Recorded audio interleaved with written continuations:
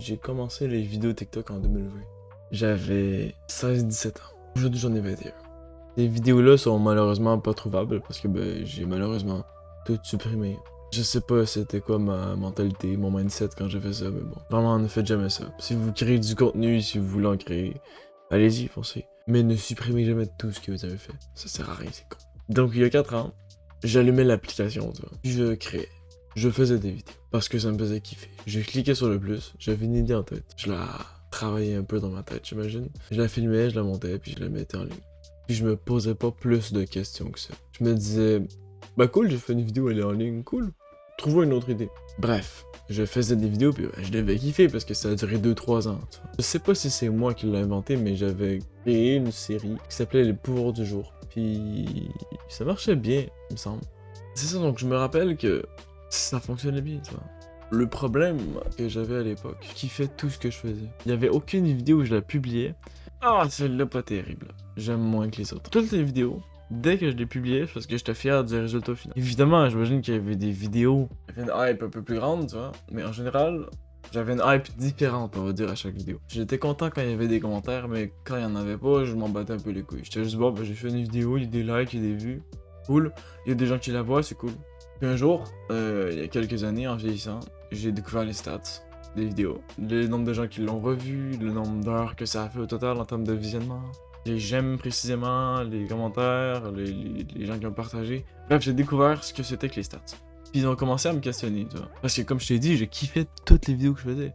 Toutes les vidéos que je tournais, que je montais, que je publiais, à mes yeux, je les aimais tous de manière ou d'une autre. J'ai commencé à me questionner quand j'ai vu que certaines faisaient moins de vues que d'autres. Mais à l'époque, j'avais pas la même manière de voir les vues, tu vois. À l'époque, c'était juste, ok, il est écrit 400 là, pourquoi là il est écrit 1200, puis pourquoi là il est écrit 900? Pourquoi il y a moins à certaines places, puis plus à d'autres? J'allais pas jusqu'à me rappeler du tournage, puis de comment j'ai monté la vidéo, puis à quelle heure je l'ai posté. Je me demandais juste pourquoi des fois le chiffre est plus gros que d'autres fois. Je me demandais juste la question. J'allais même pas regarder. Tu veux mon avis, je devrais faire la même chose aujourd'hui. Parce que dans ma tête, en fait, si j'aimais le résultat final d'une vidéo, les gens aussi allaient l'aimer, tu vois. Parce que dans ma tête, les gens comprenaient ce que je voulais dire. Mais c'est là que j'ai commencé à douter un peu plus. Mais j'ai continué parce que c'était pas des vrais doutes, là. C'était pas des doutes en mode, oh my god, les gens aiment pas certaines vidéos, faut que je modifie certaines vidéos. Non. J'étais juste en mode, là, il y a moins de vues. C'est bizarre. Mais au fond, je m'en battais un peu les couilles. Mais tu sais, je stressais pas plus que ça. Parce que moi, j'avais pas l'objectif de faire des vues. Mon objectif, c'était pas que le chiffre des vues monte. C'était juste de faire des vidéos dans lesquelles je me faisais kiffer. J'avais encore aucunement dans ma tête le truc de ok, placer la cam comme ça, mettre les lumières comme ça, l'angle de la caméra comme ça, mettre les sous-titres un peu plus à droite, un peu plus à gauche, plus petit, plus gros, changer la police d'écriture. Ça c'était zéro, j'y pensais zéro. Je prenais la première police d'écriture qu'il me donnait, je plaçais la cam d'un coup naturellement, je m'en battais les couilles de comment c'était fait. Mais à l'époque, je m'en battais les couilles. Mais j'imagine qu'un jour, j'ai dû faire plus de vues sur une vidéo. Alors, j'ai dû faire un 100-200 000 vues. Puis j'ai commencé à réellement me questionner. Parce que plus tu fais de vues, plus il y a des gens qui voient les vidéos, plus il y a d'avis différents. Donc plus de vues, plus t'as des chances d'avoir des haters. C'est là que j'ai commencé à voir les gens qui aimaient pas. Mais à l'époque, j'avais pas la même manière de voir ça. Aujourd'hui, je sais que si quelqu'un met du hate, c'est parce qu'il y a un fond de jalousie. Parce que s'il y a pas de fond de jalousie, c'est soit t'aimes pas la vidéo puis tu pars, soit tu l'aimes puis tu le dis en commentaire. Bon, il y a des nuances un peu, tu vois, mais allez, tant qu'on y va simple, on va faire ça. S'il y a un petit fond de jalousie sur la fame de la vidéo, tu vas la commenter de manière un peu négative. Sinon, s'il y a aucune jalousie, tu vas soit pas l'aimer la vidéo puis t'en aller, soit bien l'aimer puis partir. Donc on simplifie ça. Aujourd'hui, je me dis ça. Donc on simplifie. À l'époque, quand il y avait un commentaire qui disait j'aime pas, je comprends pas, c'est nul. Moi dans ma tête, j'avais pas de filtre. Je lisais le commentaire, j'étais comme ok, la vidéo c'est le commentaire. Qui n'est pas bon à faire. Il faut être très subjectif avec les commentaires. Faut pas prendre ça premier degré. Mec, j'étais tellement jeune à l'époque en plus. J'avais même pas 18 ans, mec, j'avais 15, 16, 17 ans. Je portais de New York, je vapotais un peu. Ah, c'était une vie d'adolescent. Plus tard, j'ai commencé à faire des vidéos sur le développement personnel. C'est Lou Leclerc qui m'a inspiré. Je voyais que Lou Leclerc faisait des vues de malade. J'étais comme, ah, je vais essayer moi aussi de faire des vues. C'est le dernier mindset qu'il faut avoir. Je vais essayer moi aussi de faire des vues, là. Dernier mindset qu'il faut avoir quand tu fais des vidéos. Dernier. Le seul truc à faire est à se demander, est-ce que je me fais kiffer, oui ou non? Sinon, c'est que soit faut que tu prennes une pause, soit t'es plus à ta place. Donc à l'époque de Lou Leclerc, je vais rectifier. J'avais ce mindset, mais pas trop profond, tu vois. Pour ça va, c'était pas si pire. Donc, je voulais faire des vues, mais au fond, j'aimais aussi juste ça, aider les gens. Puis là, ben, je fais des vidéos, puis là, il y a des vidéos Comme c'est un algorithme, c'est un peu aléatoire, ben il y a des vidéos qui prennent plus, d'autres pas du tout. Et les vidéos qui prennent plus, ben vont prendre des abonnés. Donc au fil des mois, je prends quelques milliers d'abonnés. Puis un jour, ben ça pop plus. J'ai des vidéos qui prennent vraiment plus, genre qui prennent des centaines de milliers de vues.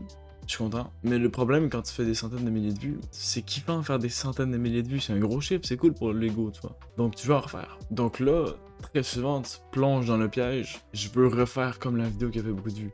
Mais du coup, tu le fais pas naturellement parce que tu recopies un peu ce que t'as fait. Donc ça fait pas des centaines de milliers de vues. Tu demanderas à n'importe quel créateur, du McFly Calto, du Michou, du Squeezie, du Unox, il va te dire que quand il a tourné une vidéo où il fallait qu'il se force un peu, où il avait pas trop envie de tourner, la vidéo faisait moins de vues, marchait moins bien. Mais quand il a fait des vidéos où pendant la vidéo il était 100% là, il se forçait pas à rire, à être trop hype, non, juste il tournait la vidéo naturellement, ces vidéos-là ont pris. C'est naturel pendant que tu tournes. Si quand tu fais le montage, tu te creuses pas la tête à vouloir mettre la bonne police d'écriture, à avoir coupé au moment parfait. Si tu te prends pas la tête et que tu y vas naturellement, la vidéo prend. Mais le problème, c'est que dès que tu commences à faire beaucoup de vues, tu veux refaire beaucoup de vues. Donc tu regardes la recette de la vidéo qui a fait beaucoup de vues puis tu essaies de la refaire. Mais si tu essaies de refaire un truc, t'es pas naturel. C'est là que ben ça marche pas. Mais je sais pas pourquoi, mais il y a une partie du cerveau humain qui, même si t'as déjà fait beaucoup de vues, à un moment donné ou à un autre, elle va se remettre à faire du contenu naturellement. Donc même si tu fais une vidéo à 100 000 vues, ça fait des années que tu fais ça, ton cerveau il a un minimum développé pour faire des bonnes vues, tu vois. Donc même si t'as envie d'en refaire et que tu fais pas des vidéos naturellement, tu vas forcément refaire des vidéos qui vont reprendre. En tout cas, moi, c'est ça que je fais. Ça m'arrive très souvent, des fois, je fais une vidéo, puis je m'en rends pas compte, mais je la fais naturellement. Bref, quand tu fais beaucoup de vues, c'est cool pour l'ego, tu reçois des commentaires, forcément beaucoup de commentaires positifs, des likes, des vues, c'est des gros chiffres, c'est cool pour l'ego. Et les gros chiffres, c'est le piège de la création de contenu. Quand t'es jeune comme moi, c'est le piège, parce que tu te dis, ah, je fais des vues, soit tu prends la grosse tête, soit t'es déçu quand tu refais pas beaucoup de vues. Il faut donc être capable des fois arrêtez un peu de faire des vidéos. Mettons dans une semaine, ok? Si tu fais des vidéos assez naturellement, au bout de la semaine, tu remarques que t'as fait des centaines de milliers de vues, voire des millions, ben t'as envie que la semaine d'après tu refasses ça. Mais comme je t'ai dit, quand tu essaies de refaire une recette que t'as déjà fait naturellement, elle ne devient plus naturelle. Donc la semaine d'après, tu fais des vidéos moins naturellement, donc elles prennent moins. Et donc quand les vidéos prennent moins, ça down ton mood. Quand ça down ton mood, ben ça down la qualité des vidéos, ça down le naturel. Donc tu fais moins de vues. Puis la manée, genre, ton cerveau, ton cœur, ton être, il te force à faire une pause. Genre, tu fais même pas exprès, tu fais une pause sans même te rendre compte. Là, après ça, tu reviens. Quelques jours après ou une semaine après, tu fais une vidéo, puis ça y va.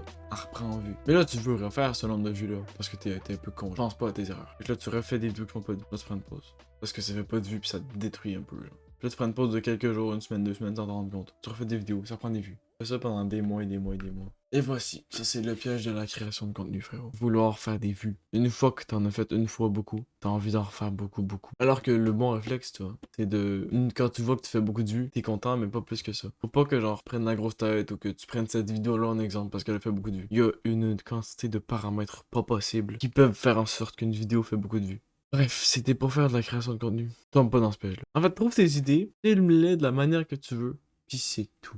Concentre-toi pas sur les vues. J'espère que t'as kiffé la vidéo. J'ai kiffé l'affaire. Donc, merci d'avoir regardé frérot, puis je t'invite à revenir bientôt, il va y avoir d'autres vidéos. Ciao bro.